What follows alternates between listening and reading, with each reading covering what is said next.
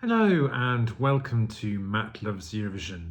It's my Eurovision 2025 Top 37 countdown. It's place number 35, Israel, Yuval Raphael, New Day Will Rise. New day will rise, life will go on, everyone cries. If you haven't already, please do click that subscribe button, ring that notification bell and like, share and comment below. So for my place number 35, I acknowledge there will be those in the fandom who feel that not only should Israel perhaps not be in the contest at all, but that fans, such as myself or content creators, should not include it in their polls or in their countdowns or reviews. Now, I've again taken the decision to include the entry in my countdown. So if I'd advise a skip if that goes against your own view on how to approach things. Now, with that out of the way, 4 times winner Israel heads to the 2025 contest with another female solo power ballad, having entered that same genre last year. But can singer Yuval Raphael repeat last year's televote success and also add jury success as well?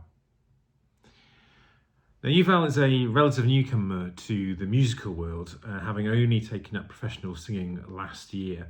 That decision to take up singing seems to have come from her experience of being a survivor of the 7th of October attacks, where she and just 11 others out of around 50 survived for several hours in a shelter at the musical festival after it had been attacked. She was a contestant on The Next Star, which is Israel's national selection show for Eurovision, or has been used in the past, and and they've kind of reissued that in the last couple of years as a way of selecting the artist. It is just a selection for the singer alone, though, not the song, which is then internally or selected or internally written for the winning artist. Now, Yuval does also have a connection with this year's host country of Switzerland. She spent 3 years of her childhood in Geneva. Now, New Day Will Rise is pretty straightforward, I think, emotional female power ballad.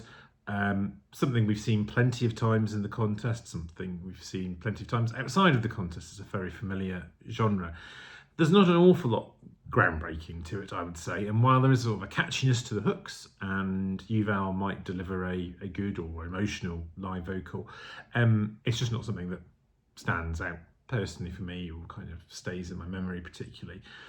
Now, the lyrics might suggest that there's something that this is personal to her experiences, but that feeling is tempered somewhat by the knowledge that the song was written by the same writer as last year's controversial entry, Hurricane. And I say controversial because it had to be resubmitted twice to the EBU because it crossed the line of politics and propaganda appearing in the musical lyrics.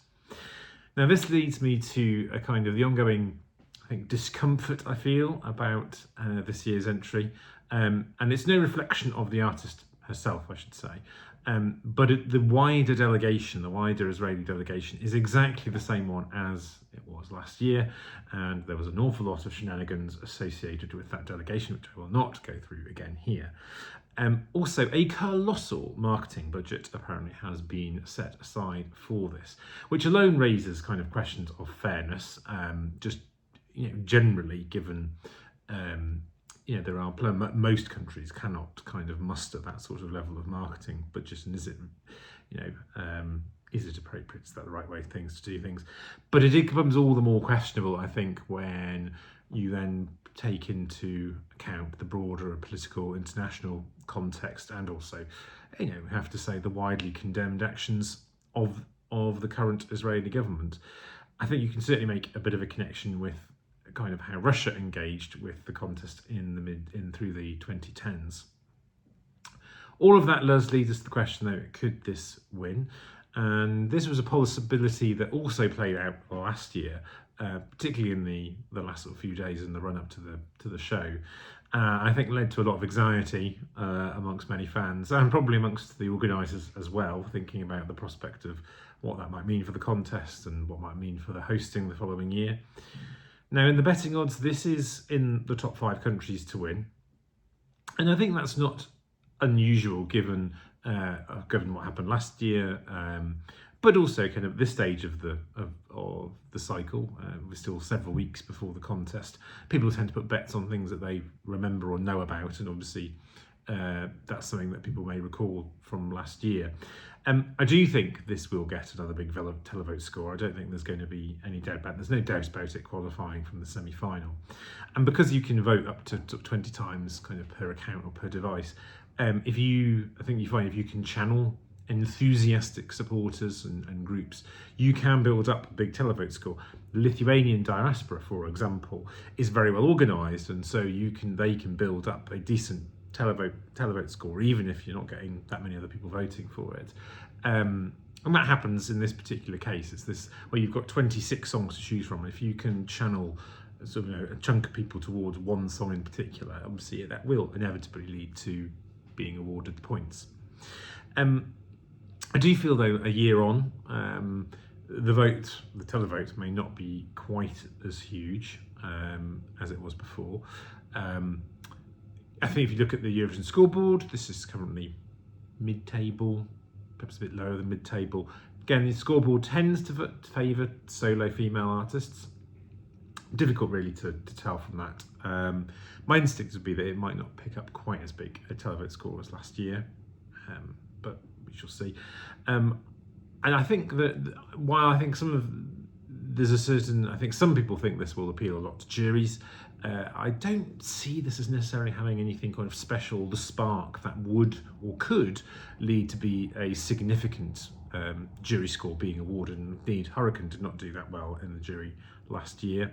Maybe this does a little bit better in the jury, but again, I don't really see this really coming high up in a jury score, certainly not if they're sort of depending on the criteria they're using. Anyway, we shall see how things stand the week of Eurovision itself. Obviously, you can read this on my website, which is www.mattloveseurovision.com.